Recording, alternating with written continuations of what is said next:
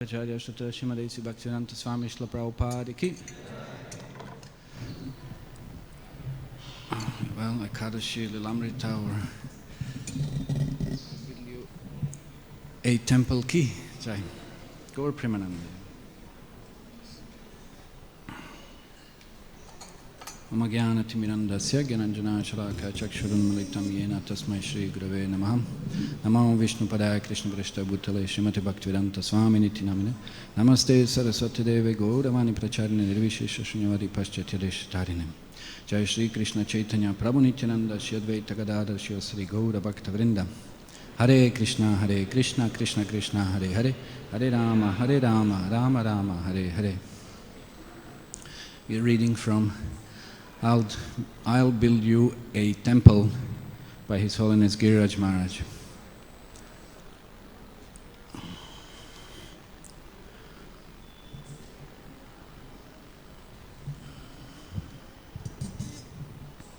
Devotees were living in this terrible hut, Narayani Dasi recalled. One little part was the kitchen, and the drinking water was kept in a large clay pot. And when you opened the lid, swarms of mosquitoes would fly out. Many of the devotees were completely sick with dysentery and they told me, "Oh, you'll get it too." And judging from the water, I believed them. The first day I ate prasad in the hut, I noticed rats running across the roof. I was wondering if they would fall in my plate. It didn't happen to me, but it happened to Dravida, a devotee from America. One of the rats that was scampering around the hut fell right into his plate. There was no meal at night, just milk and reading Krishna book. But before we drank the milk, we would have to remove the bugs and mosquitoes. Well, we can't really imagine what was the condition at that time. We can have some idea about it, but I remember when I came to Hare Krishna land for the first time in '97, still where there were old buildings there, there were rats around. Nowadays you don't see them much. And even if you do, they're very small. But at that time, I remember they were so big. They were so big. And even if you just try to scare them, shun them away or something, they would just look at you like this. And actually, you would get scared. So the rats were there. When Dr. S.K. Poddar, a surgeon with a small clinic in nearby Andheri, introduced to us by our early supporter in Juhu, Dr. K.H.F. Singhal, visited, he found that devotees were suffering from fever, amebiasis, diarrhea, dysentery, various tropical and subtropical diseases. Not surprising given that we were sleeping on the floor, eating little, and living in poor, unhygienic conditions. In fact, we were sick so regularly that at some point we practically stopped taking notice. At one stage, Narayani remembered, Giriraj was so sick with fever or something that was just lying under a table. Somebody suggested, "Why don't you take care of yourself?" But he replied, "It's okay, it doesn't matter." So that was the mood of the devotees, even though having to undergo such purifying conditions of the situation and the place that they were in, they were incredibly dedicated and surrendered to Srila Prabhupada's mission, because at that point, I remember His Holiness Sri Swami Maharaj would say that there was a lack of a manpower, and that even once Srila Prabhupada called him to give some suggestion, and then he find himself incompetent, saying that, "Well, what am I going to say? What are we going to do?" He just kind of expressed saying that, "Srila Prabhupada, then I will work much more, much harder." what other suggestion could have been given? But of course that wasn't sufficient, because there were just no devotees and there were so many things to do. So even sometimes being so sick and in a really uncomfortable situation, devotees were so surrendered to Srila Prabhupada, because they saw how Srila Prabhupada was dedicated to build this temple for Shri Shri Radha Ras Bihari. So devotees gained so much inspiration from just Srila Prabhupada's own personal example. And of course, nowadays also, in terms of all of these diseases that were there, nowadays that is not such a condition. It's not as much, because what we have every now and then, we have this mosquito smoking going on around with that, whatever it is, that machine that practically, kills them away. And especially also, I can say from kind of Western body point of view, it is any kind of little germ or any kind of little bit, one has to be, or at least initially one would have to be very, very cautious what one eats, what one drinks. And like here, Narayani Dasi, she explains that the water was filled with mosquitoes. Of course, they lay eggs, and there's so many things, and if you drink this, that it's inevitable, there's definitely going to be some reaction, some kind of disease is going to manifest. So it was very, very difficult, it was very purifying. Dr. Potter assisted Dr. Singhal in caring for us and gave us vaccines against cholera and typhoid. He would help in whatever way he could, he said, and appreciated that the devotees, rather than demanding, did not demand anything. While we were living in the hut, another medical doctor from Andheri, Dr. C.P. Patel, heard about us and came to meet us. Dr. Patel was somewhat proud. He had been born in a Vaishnava family and followed the Vaishnava principles of purity, knew Sanskrit and could recite many verses. He had gone to London to study medicine, quite a big thing then. And even there had never eaten meat, smoked or drunk. So he considered himself to be a Vaishnava, although he often spoke like an impersonalist. But he took a liking to us foreign devotees. And when he saw our circumstances, that many of us were sick, some with malaria, he was inspired to take up a collection to help. He went stall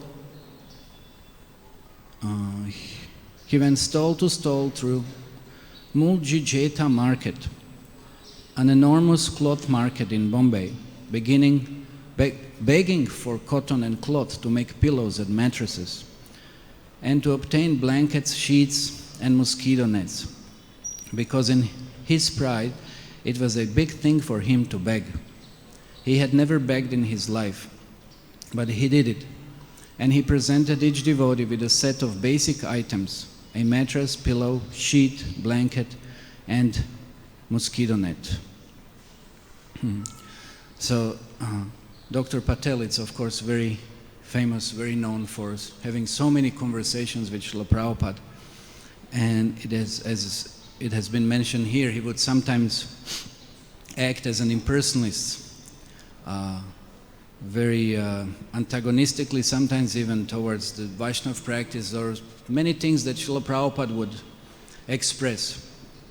And even to such an extent that once one devotee inquired from Srila Prabhupada, is he really a Vaishnava? Is he really a devotee, as some impression would have make us thought as such? And then Srila Prabhupada responded by giving an example. He said, if you want to know what is one's original native language, like he said there was a man who knew so many languages and nobody could understand whether he is from this place or that place. And then he said that the only way to find out was that another man kind of sneaked from his behind and kind of surprised him. And then that man shouted in his own native language. So then it was found out what it is. So Srila Prabhupada pointed out that actually Dr. Patel was a Vaishnava, because actually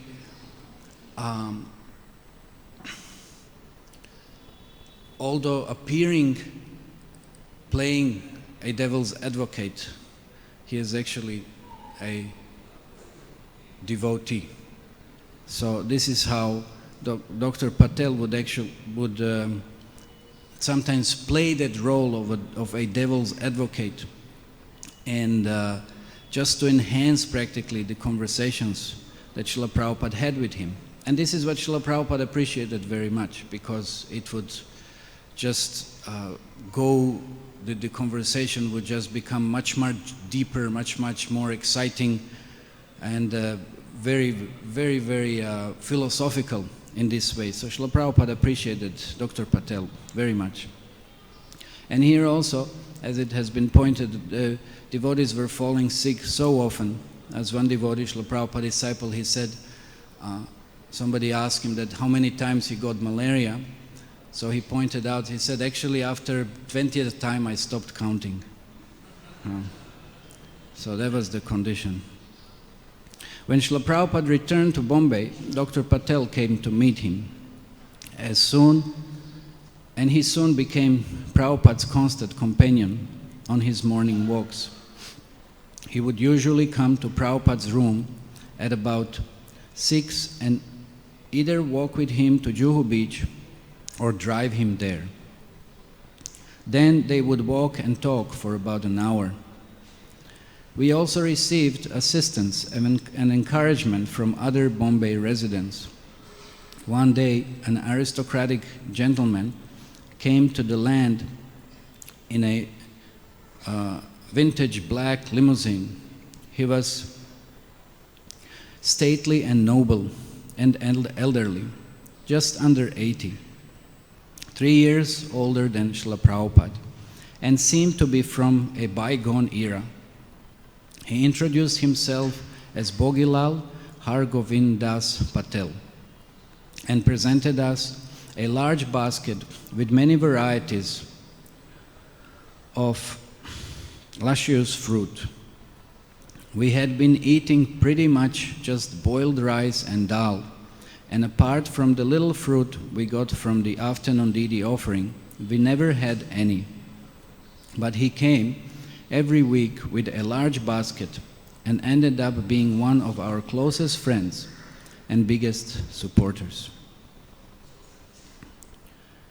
So initially when Srila Prabhupada arrived to Mumbai, and we know he requested devotees to organize a big program, and actually even before that, when there was a program organized by certain so-called spiritualists, there were a lot of Mayavadis present there who had been speaking at the Chowpatty beach, and there were more than 5,000 people that had gathered. And when Srila Prabhupada arrived with devotees, mostly they were all Western devotees, and that was quite a novelty. People were very attracted, people were very surprised that somebody from the West could take up to this Krishna consciousness process. And they were all hearing first all of those Mayavadis talking for an hour each, and they visibly tended to become very bored and disinterested. And when it came turn to Srila Prabhupada didn't speak more than 2 or 3 minutes. Ramakrishna Maharaj explains that actually Prabhupada just said that you all may be wondering at what is it that I have done, and then how come all these Western people have come here and are practicing this Krishna consciousness. So he said, I have not done any magic, I have not done anything that would kind of persuade them towards this, but it is actually natural, it is very natural, because all of you think that Krishna is a Hindu god. So this is something that Srila Prabhupada, Ramakrishna Maharaj explains. He spoke it it was something that was kind of the expression or the point that Srila Prabhupada presented was something that people have heard it for the first time. They never had any conception as Krishna being the Lord of the whole universe. and that actually anybody else would have been interested in Krishna. That's like when one looks at the dictionary, suddenly said that Krishna, who is Krishna? Krishna is Hindu god of love or something like this. So people had no conception that actually Krishna is God of everyone. And then Srila Prabhupada explained that for that very reason, everybody is attracted to Krishna. And here is the example of all of these devotees coming and taking to this Krishna conscious practice. And that the devotees were not just something, they were not practicing this process superficially, or they were just kind of temporarily there as some kind of whimsical, entertaining thing that this Krishna consciousness is. Then Srila Prabhupada ordered all of them to just immediately start kirtan. And when devotees became so enthusiastic within that kirtan, then it was just such a powerful kirtan. It was just such a pure vibration that all the people stood up and started joining in that kirtan.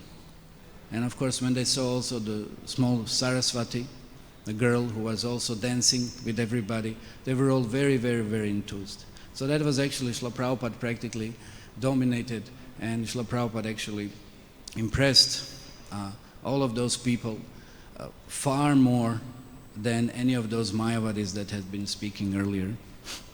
So devotees gain a lot of support. Of course, there was later on, when we hear about the struggles of the Hare Krishna land, there were various obstacles presented by various people who had different personal and non-spiritual agendas. But generally, people have been very favorable towards Srila Prabhupada, and especially what he had done.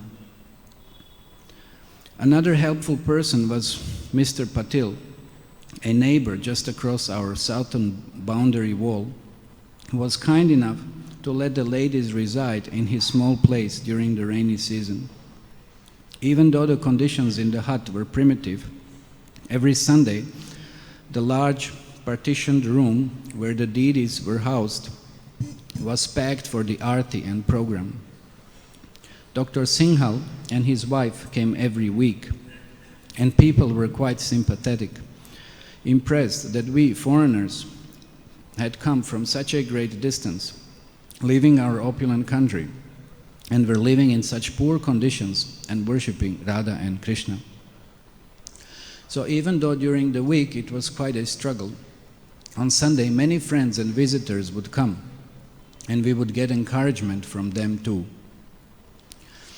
Mrs. Singhal wrote about this period in her article, Krishna Leela at Hare Krishna Land, which Srila Prabhupada said should be published in Back to Godhead. After some time, the season changed. The monsoons came, the sky covered with dark clouds, sometimes dusty winds blew, and sometimes it drizzled. So the devotees shifted the deities to their hut because they had no other place. The hut was not in good condition. No paka flooring, no proper rooms, no light, no proper ventilation, but Lord Krishna and Radharani chose that place for their temple. Like in 2003, when there was a Silver Jubilee, and more than 60 Srila Prabhupada disciples had come as a big festival. And then devotees were describing all of those conditions that they were living in. And then they would say that also sometimes when they were living in those huts, there was such a poor cement that, when they would sweep the floor, this whole cement would come out. It was such a horrible, and of course leakage and so many things. Devotees made a small temple inside the hut, and with all their might they got everything done: flooring, lighting arrangements, and some other improvements. Adjacent to the hut was a beautiful garden made by Narayan and his associates. The devotees were performing all their regular activities and services for the Supreme Lord Krishna and Radha. Daily, they got up early for Mangal Arati, and after finishing their other duties, Many of them used to go to different parts of Mumbai for preaching, distributing books, making life members and collecting funds. The whole day they used to work hard and take food again only in the evening. This is one of the reasons also that initially many devotees didn't consider the Juhu land to be an appropriate place for the temple, because it was very, very far from the downtown Bombay. Because they had to travel so much. It involved a lot of traveling. And under, of course, also very uncomfortable conditions. But here we see the devotees were just, once they got the land and Srila Prabhupada shifted the deities, then everybody was just fully surrendered to make the beautiful temple for Shri Shri Radharas Bihari. There was always special programs on Sundays. They used to play nice transcendental dramas, and people used to come in great numbers for Sunday Aarti. This hut reminded me of Lord Rama and Sita's hut in Dandakaranya. It became a pilgrimage place for all of us. We always went there and offered whatever help and services we could. Monsoons were terrible in Bombay. Sometimes they played havoc, but these foreign devotees never neglected their services towards Lord Krishna and Radha. Sometimes they used to suffer bodily too, but they never grumbled or complained or demanded anything. If we said something, they always used to say, "No, this is our testing period." There were some neighbors, Mr. Acharya and Mr. Patil, who helped them, sometimes given accommodation to the women devotees. And Mr. and Mrs. Warrior always stood by them to help them. But other surrounding people were uncooperative.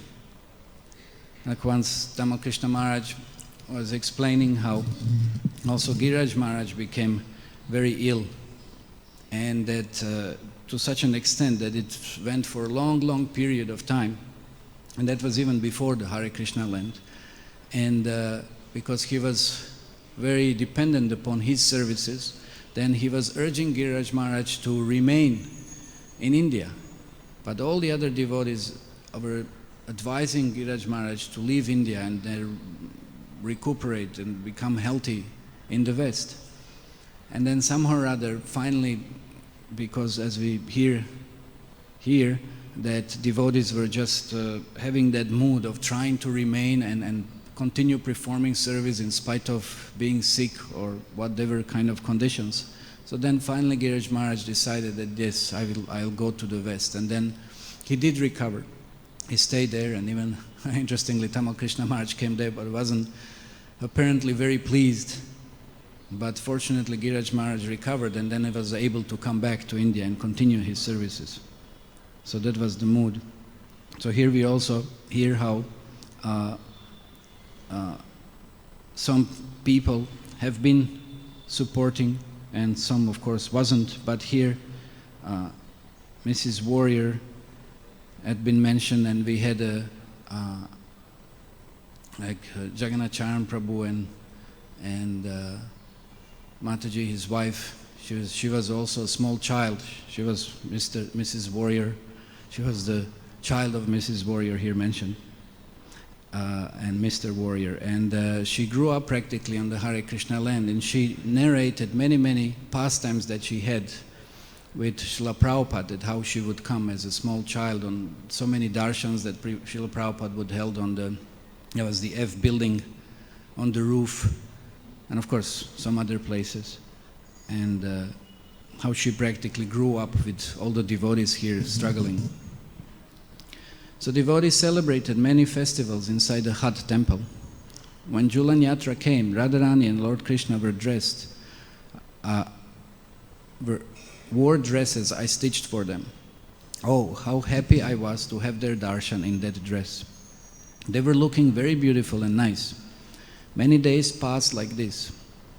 Srila Prabhupada was aware of the austere conditions we were enduring, and he expressed his appreciation for us on a morning walk with Dr. Patel. These European American boys, they gave up their smoking habit, drinking tea habit, all habits, meat eating immediately, he said. But if we ask any Indian, he has to consider for 3 generations. So that was another thing that many times people would find faults in Western devotees, pointing that they don't know Sanskrit so much, they're not so cultured, they're not so many this and that. And then Prabhupada once replied, indirectly actually pointing out what the non-devotional condition of all these people who have been criticizing is, saying that they might have so many faults, but whenever I say something, they're immediately ready to do. So pointing out that if I tell to you something to do and surrender and perform some service to Krishna, you wouldn't be doing it. Although you're so cultured and you know so many things. So that is the thing, the devotees had so much devotion, they had so much surrender towards Srila Prabhupada, and Prabhupada took that as the most important quality. So this is because they have been trained from childhood, Dr. Patel suggested. No. They have been trained from childhood in meat eating, drinking tea, drinking wine, smoking and illicit sex. But they gave up immediately. But in hygiene also they have to learn our way. They are observing hygienic principles as far as possible. The only thing is that they require a little guidance. This kitchen behind it's too small. No, we can make a big kitchen. We have got enough room. I told them maybe we must have a small room attached to it where these boys can. They're thinking, I'm not his body. They tolerate. Actually, they tolerate because they factually think that I'm not his body. Let the mosquito bite my body. Narottam Das Thakur says, Deha smriti nahi yatra samsara krupa kahan tara. When a person fully realizes that the material body and the world are temporary, he is not concerned with the pains and pleasures of the body. One who is beyond the conception of the body has no obligation for these material things. Just like there are many sadhus, they simply remain naked, even in severe cold. They are practiced. They have reached that avaduta vesha. So this is also avaduta vesha. But that stage you must reach. Somehow or other they have gone to some extent. Never mind the mosquito. Let it bite. I'm not his body. You have hypnotized them, Dr. Patel said, laughing. No, actually they are doing. Although we see that from bodily point of view, they have become weak, they don't care about it. If they have been weak, how are they chanting and dancing Sankirtan? They are not weak at all. It was true. We were weak in material energy, but strong in spiritual energy. And despite the austerities, we were ecstatic to be with Srila Prabhupada, serving him and his mission, and desired to erect the Juhu temple. As Manasatita Das from Italy later commented, we were living in bad conditions, but inside our hut we were happy because Prabhupada was there. And we were safe from materialistic life. When he was present, he would give lectures 2 times a day, and we could see him all day long. From the Brahmachari ashram, I could see him chanting his rounds. We didn't care that we were sleeping on the ground or in a place where rain came in. We were very happy, really very happy. Whenever I remember these days, I weep. So that Prabhupada's association, that was so charging for all of the devotees. And practically Prabhupada lived in the similar condition that all the devotees have been living. There was no difference. And even Srila Prabhupada pointed out that he would prefer to live in a hut rather than in any other kind of condition. Once Srila Prabhupada was in Hyderabad, and they stayed in one very wealthy man's house. It was practically a big mansion. And Srila Prabhupada stayed some days there.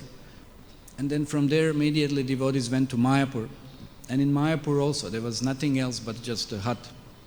And Srila Prabhupada made a comment that actually this is real Krishna conscious life. This is what we prefer. This is how we should be living. So Srila Prabhupada appreciated very much this kind of simplicity and simple lifestyle. So devotees were very inspired by such kind of attitude and that Srila Prabhupada had. A month after leaving Bombay, Prabhupada wrote to Chiavana and me with a photo of an artist's sketch for a skyscraper, a proposal for an ISKCON World's headquarters in Los Angeles. Simply add Govindaji's temple, as you and Saurabh have drawn it, he wrote, and add it unto this skyscraper in the enclosed photo. Saurabh sketched and drew for almost a year, and then put together a prospectus with Vishakadasi, who was working with him and taking photographs. There was a pause in his work then, and he would come with me to promote the life membership program. I couldn't understand that program, he recalled. Giriraj would sit there and then tell all sorts of stories and impress them. And those people were rich, but they wouldn't listen really. They would just look away or be busy on the phone. Or somebody else would come in. But Giriraj had the patience to just sit there and sit there and sit there until they got somebody to become a member. So devotees were so determined, because that was Srila Prabhupada's program. I was hearing Tamal Krishna Maharaj, he was saying that nobody knew about this Hare, life membership program earlier. It was just when Srila Prabhupada decided to come to India there were some difficulties in the West. Some sannyasis have become somewhat influenced by impersonal and Mayavadi philosophy, and then Prabhupada called Tamal Krishna Maharaj from Paris to come immediately to Los Angeles, and then inquired from the devotees that what is to be done and where should I go now, because it was such an unpleasant situation.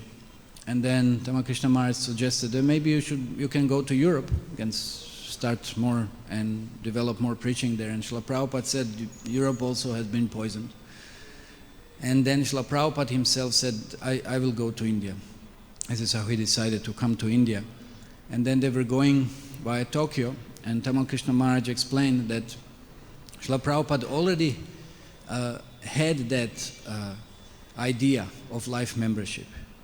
That when they were negotiating with Dai Nippon about all the different prices of the books, and then he also explained how Prabhupada would take the role, it was very funny, of the middleman, that Tamal Krishna Maharaj would just present some very, very kind of almost ridiculous price for the books, very extremely low. And then those people were shocked. Those managers of Dai Nippon in Japan, they were just shocked that how is it possible? It just makes no sense. And then Prabhupada would negotiate. No, it should be, both parties should be happy, so it should be like this. So it was very funny. So at that time, Tamal Krishna Maharaj explains that Prabhupada already had this idea of life membership program, that people would become life members, and he would give them all of their books. So that was the main thing, that people would receive all the Srila Prabhupada's books. So nobody knew about that program earlier. But Srila Prabhupada already had that idea. And here also it says how Giriraj Maharaj was very patient. They really wanted to make people life members so that they can receive Srila Prabhupada's books. Also Tamal Krishna Maharaj said that once they came to one Bollywood, some famous producer, and he was drunk. And it was very, very hot, and then he was refusing to become a life member. And then he told to Tamal Krishna Maharaj, there was another devotee, he said that I will become a life member if you only, I think it was limca, very cold limca. And he said, if you pour that limca over your head, then only I will become a life member. So then devotees were like very stunned that what is it? What is this? Like the pouring the whole limca over the head. It's not. He didn't say you have to drink it. He said you have to pour it over your head. So then there was no other way. So then devotees, so Tamal Krishna Maharaj says, so for the sake of Srila Prabhupada and for the sake of again making more life members, so then they took limca and then poured it all over the heads, and then that man was kind of happy, and then he became a life member. So to even that extent, the devotees were ready to undergo any kind of inconvenience just to make people life members. During Srila Prabhupada's first stay at Hare Krishna land, one of his disciples complained to him that the tenants' children were running around, making noise, and asked how we could keep them quiet. That is not possible, Prabhupada replied, but you can engage their propensities in Krishna consciousness, in kirtan. And what was the beginning of the Gurukul, the children's classes, and that was the beginning of the Gurukul, the children's classes at Hare Krishna land. With his youthful enthusiasm and charismatic charm, Madhavish was the natural leader for the program. I was living upstairs on the roof, he later recalled. Prabhupada had said, yes, that is very good, live up on the roof. So I kept all my clothes and books and things in a metal trunk with a lock, and I set up a piece of cloth for shade. I soon made friends with the warriors. One morning, while I was doing Tulsi Arati, dancing around, the children came up to the roof. I asked them if they knew Tulsi, but they didn't. They were real Bombay Hindus. They didn't know much. So I explained how we worship Tulsi, and I showed them how to offer obeisances and dance around Tulsi and everything. I gave them pieces of paper with the prayers to read. They learned the words and offered the prayers, and gradually the whole family became devotees. We actually started a little training program there. The children would come up after school, and I taught them prayers and how to do Tulsi Arati, and we had a little Bhagavad Gita class. They were the first family on Hare Krishna land. The mother and the kids, the girl and her two elder brothers, all became devotees just for coming up on the roof.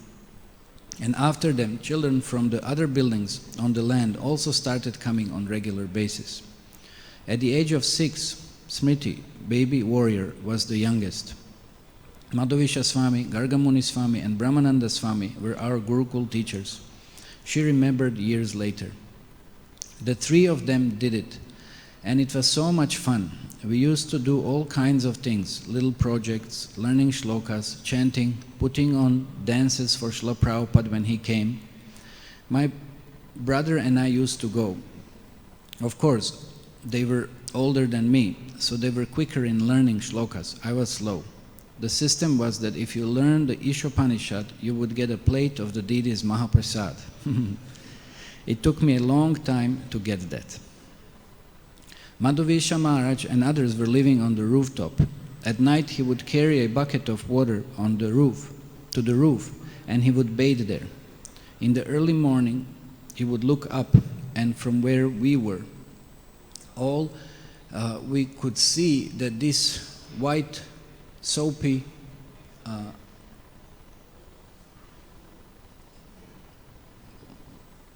lat-haired heads.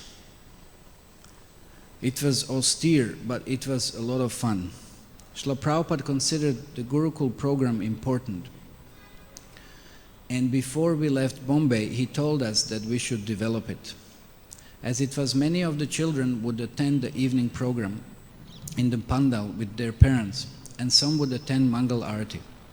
Prabhupada even had us schedule Mangal Arati a little later, that in our other temples, to make it easier for the neighbors to attend. He said that the whole area surrounding Hare Krishna land was a pious quarter, and that he wanted us to do whatever we could to maintain a school for the local children.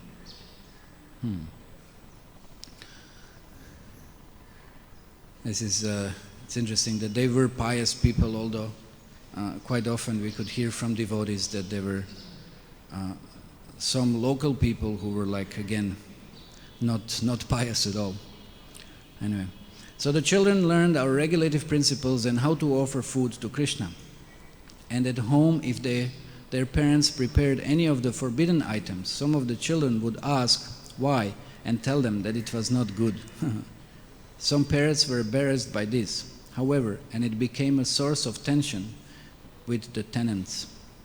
Sumati Morarji, Srila Prabhupada's old friend and the head of the Scindia Steam Navigation Company, who had contributed funds for the printing of Srila Prabhupada's Srimad Bhagavatam in India, and later had given him free passage to America on one of her ships, and who lived nearby, was running her own school not far from us.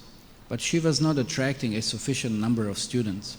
So she sent a representative from her school to ask if they could distribute circulars to friends and visitors at our pandal to invite me to meet with her to discuss various matters. I agreed to meet her, and I wrote Srila Prabhupada about her proposal. But Prabhupada envisioned establishing our own proper Krishna-conscious school. A week later, he wrote me from Sydney. As soon as possible, we would open our own school and teach Krishna consciousness through English medium. That is one of our programs. Our school will not be government recognized because we cannot follow the government syllables. We want to teach only Krishna consciousness. I know many parents were eager to educate their wards through English medium. If we can introduce this system, our girl disciples may be engaged for teaching them a little English grammar, reading and writing, geography, arithmetic, history, Sanskrit, but all of them should be Krishna conscious. This is the Bhagavata program. Komarat acharet pragyo dharman bhagavatan iha. I replied, Madhavisha Swami and Garga Muni Swami have been leading classes for children from 5 p.m. to 6:30 p.m. About 50 to 100 children came daily to learn prayers, kirtan, japa and philosophy. They can be seen with tilak, neck beads, and their hands in their bead bags. Not only in class but also outside. I'm very much pleased about the children's classes, Prabhupada wrote back. These are very, very important programs, so let it go on nicely, even if Madhavisha lives there. He wrote to Garga Muni, in the absence of Madhavisha, you take charge of the school. And 10 days later, he wrote to Garga Muni, if you leave Bombay, make sure the school is in very capable hands such as yours, because this program is very, very important. Not that you shall go away and things will stop. So we see how Srila Prabhupada was concerned, especially with these younger generations, and how he wanted to present Krishna consciousness and present them with very spiritual samskaras. Eventually, Srimati Morarji considered turning her school over to us, and I wrote Srila Prabhupada. Srimati Morarji was to turn her school over to us when our building is ready. She will give us whatever funds, paraphernalia and students she has. She has also volunteered to have the children's meals cooked in her kitchen and sent to us for offering to Radha and Krishna and then distributing. Meanwhile, she invited us to lead her parents' students in Kirtan and other programs in her building. So that's something I didn't know about the school. So I guess this is how Bhaktivedanta school was manifested initially, and we had it here where the ashram is nowadays. The following month of the July 11th, Sumati Morarji met Srila Prabhupada in London. She had been used to dealing with Shyama Sundar, who then was serving as Prabhupada's secretary. Not with me, but Srila Prabhupada steered her in my direction. His father is a very rich man, Prabhupada said. Is he? She replied. His father is a very big lawyer, and mother and father both came to me in Calcutta. His mother, after all, a mother was crying, give me back my boy. So I replied, you can take away your boy. So anyway, you're a very, very good gentleman, and he's a graduate in psychology. He's learned. No, he is a very nice man. I asked him just now, I'm running a school. I said, you come and give lecture. Tell some stories to the children. The next day, Prabhupada wrote me, Sumati Murarji wants us to come to her school and give classes in Krishna consciousness. So you go there with others as often as possible and give instructions to the children. Bring them to our temple, distribute prasadam like that. More and more she will become favorably disposed, and she sees us that we are performing the best welfare activity. Kindly inform me how these matters are making progress. I replied immediately, we have been going to Sumati Murarji's school, and she wants the students and their parents to gradually accept being taught by us. Naturally, the students prefer our methods to the ordinary ones, so they are very responsive. So it's also interesting how the students prefer the devotees' teaching rather than regular teachings that they have been receiving earlier. Despite this busy schedule and other priorities and important projects, Prabhupada was so enthusiastic to help the children and encourage his old friend and benefactor, Sumati Murarji, that he too wrote back immediately on July 30th. So far the school of Sumati Murarji make the children into Vaishnavas through English medium of learning. We are not going to abide by the government schedule. They should be taught our books as soon as they can read and write. The idea is that those who will later on accept service outside employment, they cannot be accepted by us for schooling. We cannot help them. They must be the sons of rich and important men who will not be taking education simply to use it for eating and sleeping. They should be taught just to do like the elders, that is, rise early, cleanse, attend Mangal Arati, read our literatures, chant, go for Sankirtan, like that. And besides that, a little ABC, mathematics, geography and history, that's all. And teach the small children to play Krishna games. One child is a cow, another is coward boy, they go to the forest, there are demons there. Krishna kills the demons, like that. In this way, let the children play Krishna games. Then attend Arati, then learn some ABC, then play some more, have Kirtan, a little ABC, and by keeping them always diversified, they shall not lose interest and will keep their attention always focused around Krishna. So this is obvious now how children prefer this program more than any other program presented to them. It was far more exciting and dynamic. Srila Prabhupada was not only explaining how to engage the children in Sumati school nearby, he was telling us in general how to engage all children in learning in Krishna consciousness. In our glossy brochure, we advertised a Gurukul as a part of the Juhu project. The section began with 2 quotations from the Bhagavad Gita, 5.16 and 9.2. When one is enlightened with the knowledge by which ignorance is destroyed, then his knowledge reveals everything, as the sun lights up the daytime. This knowledge is the king of education, the most secret of all secrets. It is the purest knowledge, and because it gives direct perception of the self by realization, it is everlasting and joyfully performed. It continued, people of all castes and creeds are welcome to participate in ISKCON's Gurukul school.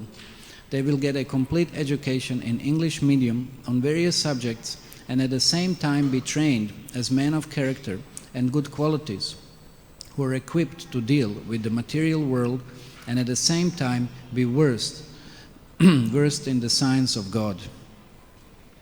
And it highlighted the classes that were already being taught, with 2 photos of the children with their teacher Garga Muni, even as the construction is going on. The brochure read, young girls and boys are eagerly attending daily classes in our temporary quarters and have become knowledgeable. Vaishnavas overnight, as tilak and japa beads now pervade the neighboring communities, and at school time singing and dancing fills the air as the neophyte devotees circumambulate Srimati Tulsi Devi and then sit down to become absorbed in hearing about Govinda's unique pastimes and playful activities with Yashoda, Nanda Maharaj, and his multitude of friends and enemies in Vrindavan. From one perspective, the history of the Juhu project can be viewed as the story of Srila Prabhupada's personal service to Sri Sri Radha Rasbihari. My dear sir, he told Sri Rasbihari, and then both, you just stand here and I will build you a temple. Yet at the same time, as he was serving their lordships, he was also training us, his disciples, in the process of deity worship.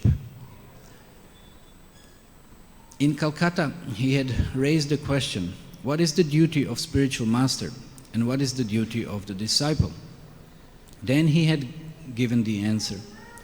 The duty of the spiritual master is to serve Krishna, and the duty of the disciple is to assist the spiritual master. He had given example that it was his duty to see that the temple floor was clean, and to the disciples washing the floor, and so the disciples washing the floor could think, it is my spiritual master's duty to keep the floor clean, and I am assisting him by cleaning it. In the 8 stanzas glorifying the spiritual master, Srila Vishwanath Chakravarti Thakur states, Shri Vigrahara Dhananityanana Shringara Tan Mandira Marjanadav Yuktasya Bhaktam Chaniyunjatopi Vande Guru Shri Charanara Vindam. The spiritual master is always engaged in the temple worship of Sri Radha and Krishna. He also engages his disciples in such worship. They dress the deities in beautiful clothes and ornaments, clean their temple, and perform other similar worship of the Lord. I offer my respectful obeisances under the lotus feet of such a spiritual master. Shri Shri Gurvashtaka 3. Okay, so then we'll stop here. Srila Prabhupada Ki Jai. I'll build you a temple. Ki Jai Gaur Premanande. Hare Krishna.